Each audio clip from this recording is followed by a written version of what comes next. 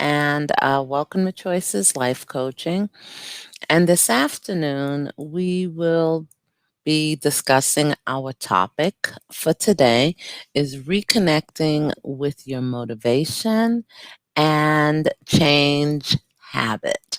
Now, sometimes it's hard to find the motivation to choose what we know deep down we really want. And even after we've chosen what it is that we really want, the change still takes a lot of work. Now, use these motivational techniques to help your clients connect with their inner motivation or find extra energy to tackle needed tasks that seems like a lot of work. Now, reminders.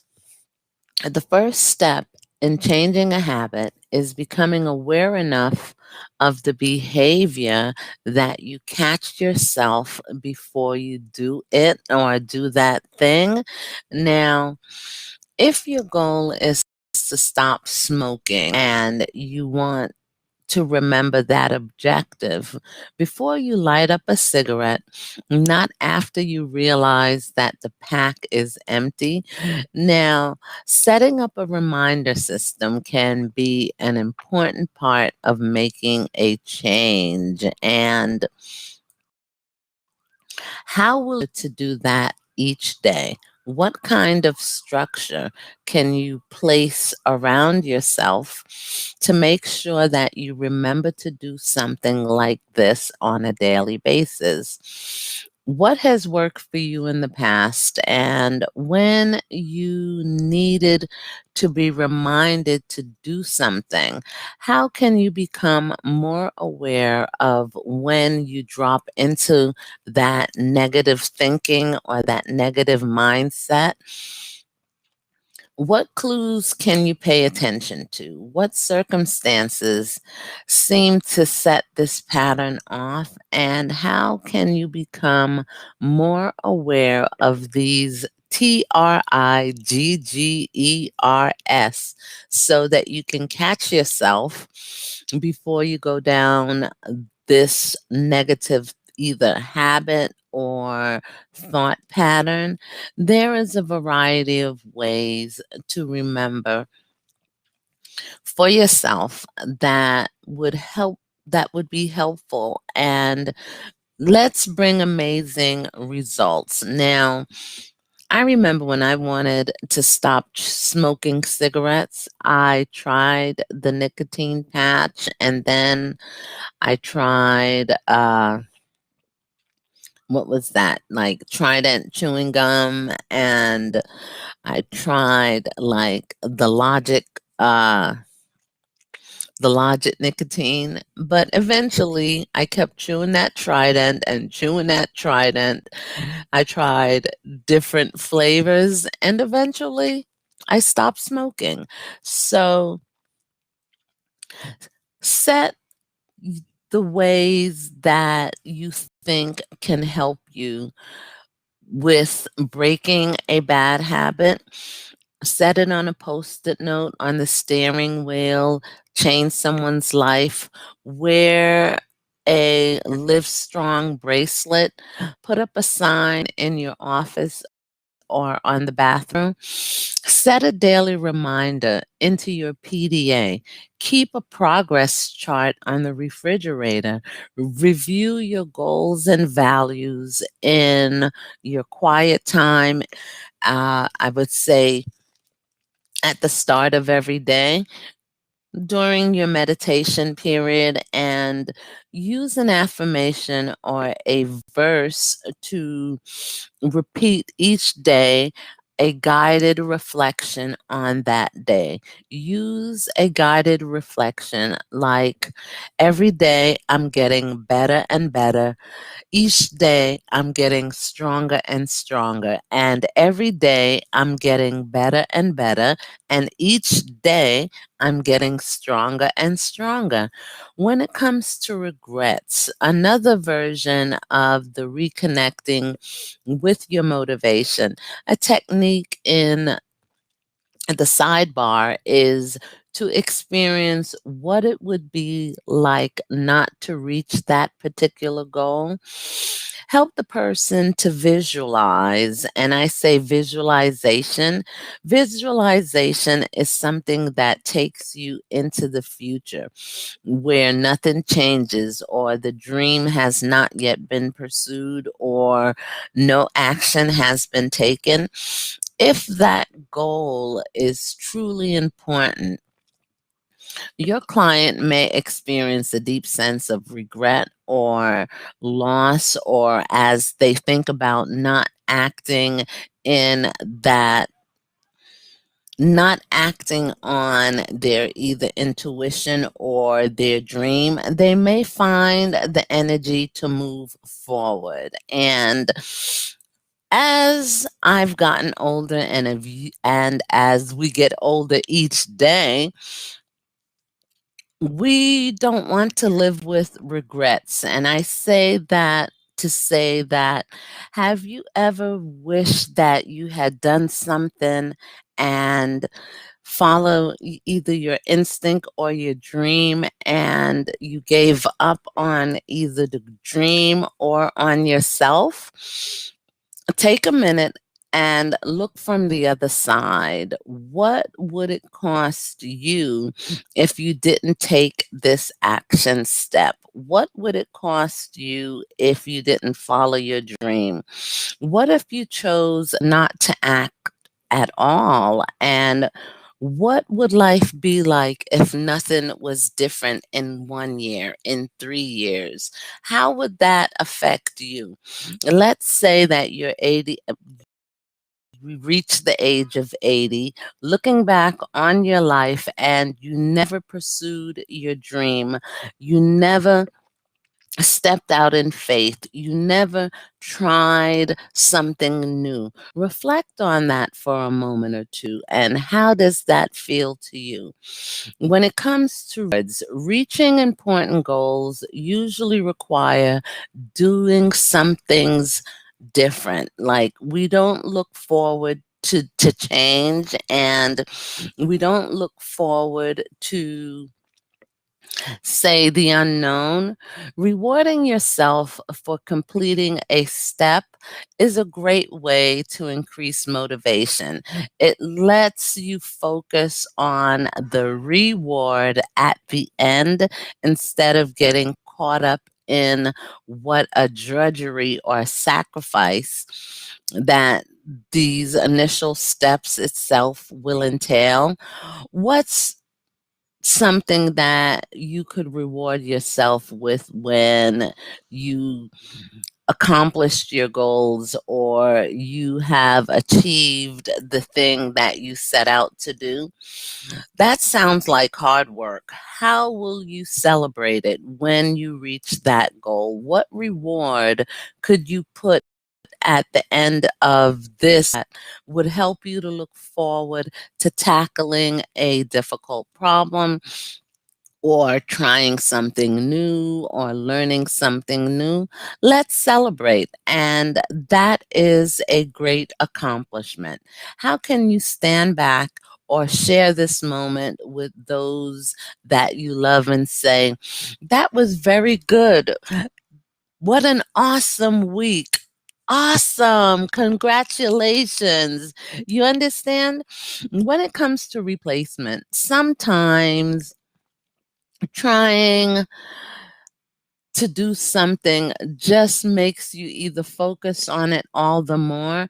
A great story strategy for removing a negative pattern or an unhealthy behavior from your life is to, let's say, to fill that void with something better. For instance, want to watch less TV? Okay, if you want to watch less TV, what can you replace that with? Would it be learning a new skill, trying something new, reading more, speaking to more people?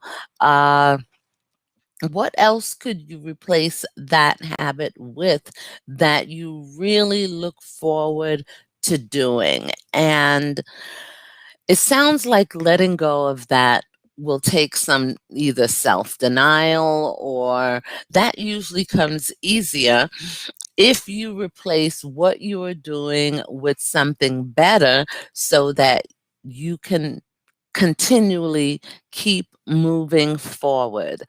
What do you want to replace this with? What does that behavior or thinking pattern, and I can say thinking pattern, give you that keeps you coming back to it? How could you meet that need in a more healthy way? And if you're going to doing that negative thing, or stop that bad habit, what positive thing can you start doing to fill that void? Now, I think accountability is especially helpful when it comes to habit changes. And one way to deliver added value to your coachees or to your life is to help them to get acquainted to being accountable to peers instead of only to their coaches. And I say peers because they are the best accountability partners, and they're the ones who are in your immediate circle, that are in your world, and having them around is a reminder all in itself, like who are for the coachees and who can be counted on to ask a particular question, and who is there to give you courage or to encourage you to either not just to let the coachee off the hook or the person off the hook.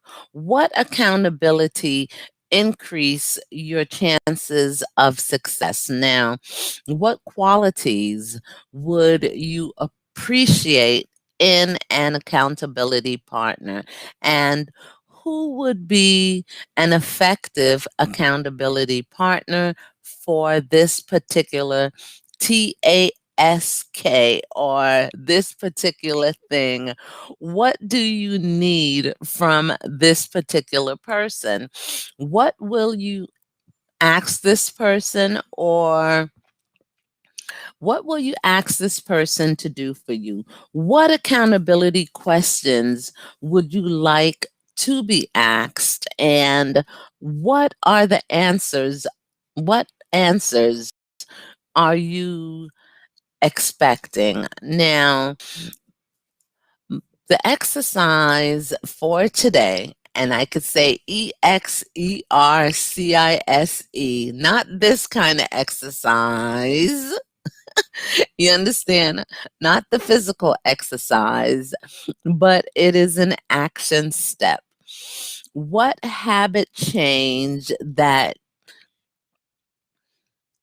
you would like to implement today that you can do on a daily basis and measure, say 5 weeks from now, or measure within a few weeks?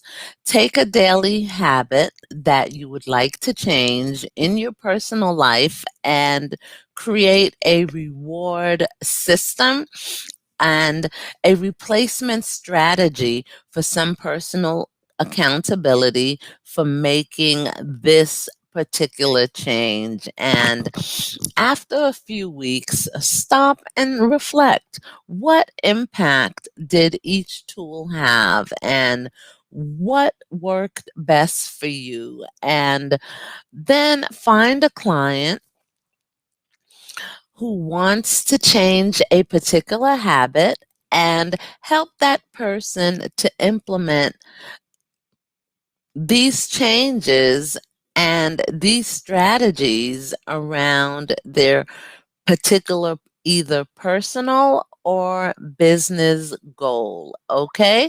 And on that note, thank you so very much for joining me for this session of Choices Life Coaching and Jennifer's Perspective. You can join me and connect with me at https semicolon / jennifergray.org. I'm actually I have a few slots open right now for new coaching clients, for one on one coaching, and for group coaching. I offer a 6-week program, a 12-week program, a 6-month program, and an intensive 1-year program. You can also set an appointment with me on my Facebook page at Choices Life Coaching and Jennifer's Perspective.